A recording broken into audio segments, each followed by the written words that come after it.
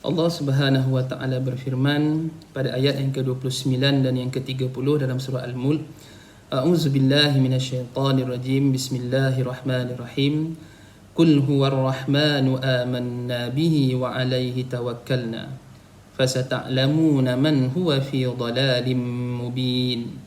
Qul ara'aytum in asbaha ma'ukum ghawran faman ya'tikum bima'in ma'in. Sadaqallahul azim. Allah Subhanahu wa taala berfirman pada ayat yang ke-29, Qul huwar rahmanu amanna bihi wa 'alaihi tawakkalna. Fasata'lamuna man huwa fi dhalalin mubin. Katakanlah wahai Muhammad, Dialah Allah yang Maha Pemurah. Kami beriman dan bertawakal kepadanya. Kelak nanti kamu semua akan mengetahui wahai musyrikin Mekah, siapakah yang berada dalam kesesatan yang nyata. Ayat ini menyeru kepada semua orang beriman supaya bertawakal kepada Allah Subhanahu wa taala. Malah ulama tafsir menyatakan hukum bertawakal kepada Allah adalah wajib. Setelah kita melaksanakan segala usaha melalui kemampuan kita, maka ketika itu kita serahkanlah semuanya kepada Allah, kerana kemampuan manusia itu terbatas. Ini menunjukkan bahawa sifat orang beriman itu berbeza dengan kaum musyrikin, orang-orang kafir, kerana mereka bergantung kepada jawatan kepimpinan mereka dan juga longgokkan harta mereka.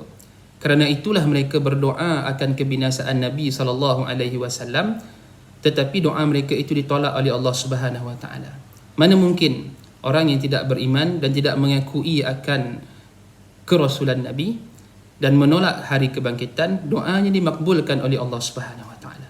Maka oleh sebab itu, muslimin muslimat yang dirahmati Allah, kita sebagai orang beriman perlu terus berusaha melakukan segala perkara kebaikan, tidak perlu bergantung kepada keduniaan semata-mata. Kerana jawatan dan kepimpinan serta harta itu akan disoal oleh Allah Subhanahu wa taala. Maka teruskanlah kita menyemai sifat tawakal kepada Allah Subhanahu wa taala. Dan pada ayat yang terakhir, Allah menunjukkan di antara tanda kekuasaan Allah. Qul ara'aytum in asbaha ma'ukum ghawran faman ya'tikum bima'in ma'in. Katakanlah wahai Muhammad, seandainya air yang berada di sekeliling kamu hilang dan lenyap ditelan oleh bumi, maka siapakah yang mampu untuk memancarkan air yang sentiasa mengalir? Dalam ayat ini Allah Subhanahu wa taala memberitahu kepada kita semua bahawa hanya Allah Subhanahu wa taala lah yang maha berkuasa memberikan kepada makhluknya rezeki. Lebih-lebih lagi Allah menyebut berkaitan tentang air yang menjadi sumber dan keperluan bagi kehidupan semua makhluk, termasuklah manusia, binatang, tumbuh-tumbuhan dan sebagainya. Kerana tanpa air tidak ada makhluk yang boleh hidup. Maka sama-samalah kita berfikir, di antara tanda kekuasaan Allah yang mengurniakan kepada kita ini, khususnya air, seandainya Allah tarik semula nikmat air ini, maka siapakah yang mampu untuk memberikan kepada kita semua air?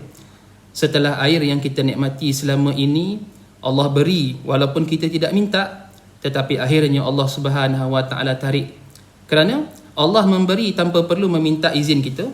Begitu juga bila Allah nak ambil, Allah ambil tanpa perlu meminta izin kepada kita. Maka kita sebagai orang yang beriman perlu terus bersyukur kepada Allah Subhanahu wa taala dan mengakui akan apa yang berlaku pada diri kita pada hari ini. Ya, inilah yang menyebabkan orang beriman berbeza dengan orang kafir.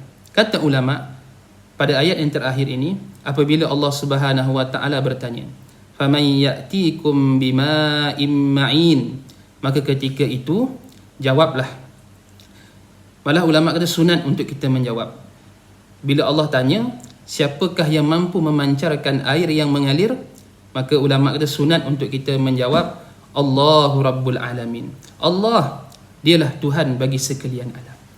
Mudah-mudahan sama-sama kita semaikan dalam jiwa kita akan kebesaran Allah dan menjadikan kita ni orang yang beriman dan terus bertawakal kepada Allah Subhanahu wa taala. Mudah-mudahan ada manfaatnya. Assalamualaikum warahmatullahi wabarakatuh.